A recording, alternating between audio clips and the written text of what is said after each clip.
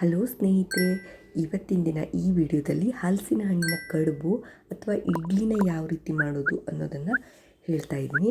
ತುಂಬಾ ಈಸಿಯಾಗಿ ಕಡಿಮೆ ಕ್ಷಣದಲ್ಲಿ ಮಾಡುವಂಥದ್ದನ್ನು ನಾನು ನಿಮ್ಮ ಜೊತೆ ಶೇರ್ ಮಾಡ್ಕೊತಾ ಇದ್ದೀನಿ. ನೋಡಿ, ಹಲಸಿನ ಹಣ್ಣನ್ನು ತೊಗೊಂಡಿದ್ದೀನಿ, ಈ ಥರ ಇರೋ ಒಂದು ಹಣ್ಣನ್ನು. ಹಾಗೆ ಹಲಸಿನ ಹಣ್ಣಲ್ಲಿ ಸಾಕಷ್ಟು ಇರುತ್ತೆ, ದೊಡ್ಡ ದೊಡ್ಡ ಮುಳ್ಳಿಂದು ಇರುತ್ತೆ, ಚಿಕ್ಕ ಮುಳ್ಳಿಂದು ಇರುತ್ತೆ. ನಾನು ಸಣ್ಣ ಹಣ್ಣನ್ನು ತೊಗೊಂಡಿದ್ದೀನಿ ಇಲ್ಲಿ. ಈ ಹಣ್ಣನ್ನು ಮೊದಲೇ ಏನು ಮಾಡ್ತೀನಿ ಅಂತಂದರೆ, ಈ ರೀತಿಯಾಗಿ ಬಿರಿದ್ಬಿಟ್ಟು ಅದನ್ನು ಚೆನ್ನಾಗಿ ಸೋಳಿಸ್ಕೊತಾ ಇದ್ದೀನಿ. ಬೀಜವನ್ನು ತೆಗೆದುಬಿಟ್ಟು ಈ ರೀತಿಯಾಗಿ ಹೊರಪಾಟಷ್ಟೇ ತೊಗೊಂಡಿದ್ದೀನಿ.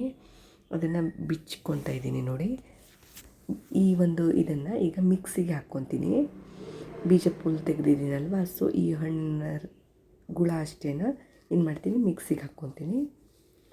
ಮಿಕ್ಸಿನಲ್ಲಿ ಚೆನ್ನಾಗಿ ರುಬ್ಕೋಬೇಕು. ಬೇಗ ತುಂಬಾ ಈಸಿ ಇರುತ್ತೆ, ಯಾಕೆಂದರೆ ಆಲ್ರೆಡಿ ಅದು ಇದಿರುತ್ತೆ ಅಲ್ವಾ, ಅದಕ್ಕೋಸ್ಕರ. ಇದು ನಾನು ಊರಿಗೆ ಹೋದಾಗ ಅಲ್ಲಿ ಮಾಡಿರೋಂಥ ಒಂದು ರೆಸಿಪಿನ ನಿಮ್ಮ ಜೊತೆ ಹಂಚ್ಕೊತಾ ಇದ್ದೀನಿ. ನೋಡಿ, ಚೆನ್ನಾಗಿ ನುಣ್ಣಗೆ ರುಬ್ಕೊಂಡಿದ್ದೀನಿ.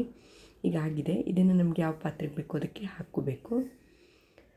ಹಾಗೆ ನಾನು ಎರಡೆರಡು ಇದು ಮಾಡಿ ರುಬ್ಕೊಂಡಿದ್ದೀನಿ ಇದನ್ನು. ಹಾಗೆ ಸ್ವಲ್ಪ ಉಪ್ಪನ್ನು ಕೂಡ ಹಾಕಿ ರುಬ್ಕೊತಾ ಇದ್ದೀನಿ. ಬೇಕಾದರೆ ನೀವು ಇದಕ್ಕೆ ಉಪ್ಪಿನ ಜೊತೆಗೆ ಬೆಲ್ಲವನ್ನು ಕೂಡ ಹಾಕ್ಕೊಂಬಿಡ್ಬೋದು. ನಾನೀಗ ಏನು ಮಾಡ್ತಿದ್ದೀನಿ, ಈಗ ನನ್ನ ತೆಳ್ಳಗಿನ ಬೆಲ್ಲ ಆಗಿರೋದ್ರಿಂದ ಕರಗತ್ತೆ ಅಲ್ವಾ, ಸೊ ಅದಕ್ಕೋಸ್ಕರ ಈಗ ಬೀಸಿರೋವಂಥ ಇದಕ್ಕೆ ಬೆಲ್ಲವನ್ನು ಹಾಕ್ಕೊತಾ ಇದ್ದೀನಿ. ನೋಡಿ, ಚೆನ್ನಾಗಿ ಮಿಕ್ಸ್ ಮಾಡ್ತಾಯಿದ್ದೀನಿ ಈ ರೀತಿಯಾಗಿ. ಹಾಗೆ ರವೆಯನ್ನು ಹುರ್ಕೊಂಡಿದ್ದೀನಿ, ಅದಕ್ಕೆ ಸ್ವಲ್ಪ ನೀರನ್ನು ಹಾಕಿ, ಇಡ್ಲಿ ರವೆ ಬರುತ್ತಲ್ಲ ಅದಾದರೂ ಓಕೆ, ಇಲ್ಲ ಅಕ್ಕಿ ರವೆ ಅಂದರೆ ಸ್ವಲ್ಪ ಜಾಸ್ತಿ, ಅಕ್ಕಿನ ಕಡಿ ಮಾಡಿರೋವಂಥ ರವೆ ಆದರೆ ಸ್ವಲ್ಪ ಜಾಸ್ತಿ ಹೊತ್ತು ಬೇಯಿಸ್ಬೇಕಾಗತ್ತೆ. ನಾನೀಗ ಈ ರೆಡಿಯಾಗಿರೋಂಥ ಇದಕ್ಕೆ ಇದನ್ನು ಮಿಕ್ಸ್ ಮಾಡ್ತಾಯಿದ್ದೀನಿ. ನೋಡಿ, ಹಲಸಿನ ಹಣ್ಣಿನ ಗುಳಕ್ಕೆ ಇದನ್ನು ಹಾಕ್ಕೊಂಡಿದ್ದೀನಿ.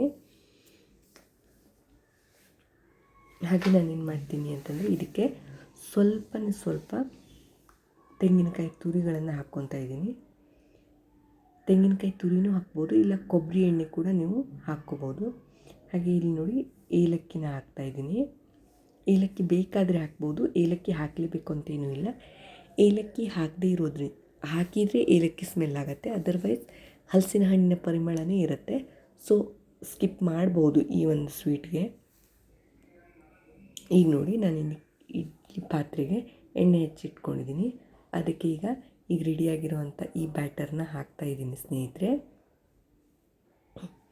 ತುಂಬಾ ಈಸಿ ಇರುತ್ತೆ, ನೀವು ಒಮ್ಮೆ ಟ್ರೈ ಮಾಡಿ. ಯಾವಾಗಲೂ ಹಣ್ಣಿನಲ್ಲಿ ಬೇರೆ ಬೇರೆ ವೆರೈಟೀಸ್ ಆಫ್ ತಿಂಡಿನೂ ಕೂಡ ಮಾಡ್ಬೋದು. ದೋಸೆ ಕೂಡ ಮಾಡ್ಬೋದು, ಇಡ್ಲಿ ಕೂಡ ಮಾಡ್ಬೋದು, ಹಾಗೆ ಇದರ ಜಾಮ್ ಕೂಡ ಮಾಡಿಟ್ಕೋಬೋದು. ಈಗ ನೋಡಿ, ಇದನ್ನು ನಾನು ಅರ್ಧ ಗಂಟೆ ಬೇಯಿಸಿದರೆ ಸಾಕಾಗತ್ತೆ. ನಾನು ಯಾಕೆ ಅಂತಂದರೆ ಇಡ್ಲಿ ರವೆನೇ ಯೂಸ್ ಮಾಡಿದ್ದೀನಲ್ವ, ಸೊ ಅದರಿಂದ ನೋಡಿ ಇದು ಬೆಂದಿದೆ. ಇಡ್ಲಿ ರವೆನ ಯೂಸ್ ಮಾಡಿರೋದ್ರಿಂದ ಕಡಿಮೆ ಸಮಯ ತೊಗುತ್ತೆ. ಅಕ್ಕಿ ರವೆ ಏನಾದರೂ ಯೂಸ್ ಮಾಡಿದರೆ ಸ್ವಲ್ಪ ಜಾಸ್ತಿ ಟೈಮ್ ನೀವು ಬೇಯಿಸ್ಬೇಕಾಗತ್ತೆ. ಟೇಸ್ಟ್ ಕೂಡ ತುಂಬಾ ಚೆನ್ನಾಗಿರುತ್ತೆ ಅಕ್ಕಿ ರವೆ ಹಾಕೋದ್ರಿಂದ. ಇಡ್ಲಿ ರವೆ ಹಾಕಿದ್ರೇನು ಟೇಸ್ಟಲ್ಲಿ ಏನೂ ಕೂಡ ಹೆಚ್ಚಿಗೆ ಬದಲಾವಣೆ ಆಗಲ್ಲ. ಸೊ ರೆಡಿಯಾಗಿದೆ ನೋಡಿ ಇಲ್ಲಿ. ಸೊ ಇದನ್ನು ನೀವು ತುಪ್ಪದ ಜೊತೆಗಾದರೂ ತೊಗೋಬೋದು, ಕೊಬ್ಬರಿ ಎಣ್ಣೆ ಜೊತೆಗೆ ಕೂಡ ಬೇಕಾದರೆ ಸೇವಿಸ್ಬೋದು. ನೀವು ಒಮ್ಮೆ ಟ್ರೈ ಮಾಡಿ, ಹೇಗಿತ್ತು ಅಂತ ಕಮೆಂಟಲ್ಲಿ ತಿಳಿಸೋದನ್ನು ಮರಿಬೇಡಿ. ಇದು ಹಲಸಿನಕಾಯಿ ಸೀಸನ್ ಆಗಿರೋದ್ರಿಂದ ಈ ರೆಸಿಪಿನ ನಿಮ್ಮ ಜೊತೆ ಶೇರ್ ಮಾಡಿದ್ದೀನಿ. Thank you friends.